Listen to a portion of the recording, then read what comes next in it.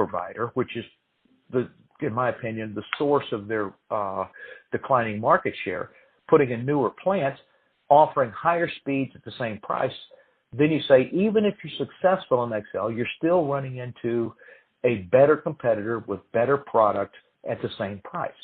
And so then customers will say, if it's $50 for 20 gig from Windstream, and it's $50 for 50 or 20 meg, say 1 gig versus 50 meg or whatever they do. There's a disparity between offers, pricing. So even if they're successful in their XL, they still have to face the competitive challenge that's presented by newer entrants in the marketplace, which are largely represented by the MSOs. But then on the other side of the coin, in selected markets, Lincoln, Nebraska is a good example, and there's others where there are other competitors that are local in nature. They come in and say, all right, we're from Nebraska, where you got a bunch of people that maybe Windstream laid off or whoever laid off. Let's build our own fiber network and cherry pick it. So they build routes that are high capacity, high yield routes, whereas Windstream with their ILEC franchise agreement has to build every place.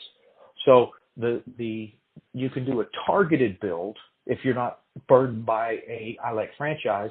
And sorry, this, the town is a 360-degree circle, and 2 of the 4 quadrants are high profitability, high density, people that have high bandwidth demand and the ability to pay for it.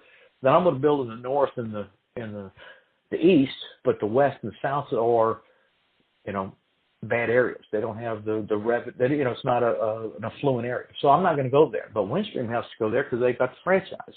So a competitor without a franchise agreement has the ability to go in and target a build with new plant and make more money and steal market share. And that happens every day.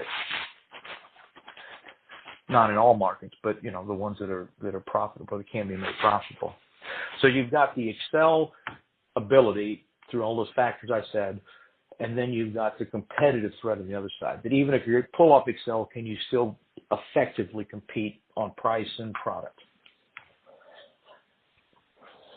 And from your side, that's clearly a no.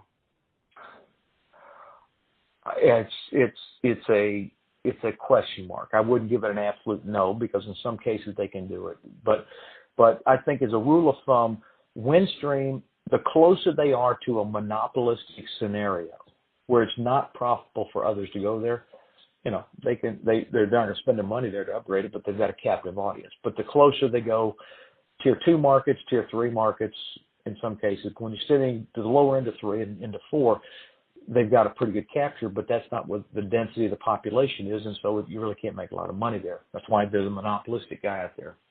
But so I'd say that I'm very skeptical. They may be able to pull it off with some clever spin, but I just think, again, the aggressive competitors and the state of their plant are 2 significant encumbrances for XL to really become around. It's sexy on a quarterly call by Tony, but I don't know. I'm skeptical, in my personal opinion. Okay. Which then leads to your next on 5G, right? Yes. Yeah. So that is I'm even though I've done half my career in wired, half in wireless, a little bit satellite, I'm bullish on wireless. I just think wireless is the right technology. I think it's the demanded technology, and 5G is the silver bullet that's going to basically allow wireless to now go into deep penetration of markets. And by deep penetration, meaning, I'll give you an example. I live out in the country. My boys live in suburbia around Maryland.